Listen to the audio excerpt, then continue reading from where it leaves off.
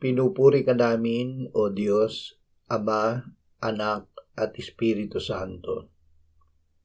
Salamat, Ama, na ibinigay mo sa amin si Jesus na iyong anak, na namatay para sa aming kasalanan, iyong muling binuhay, iniakyat at iniluklok sa iyong kanan sa langit.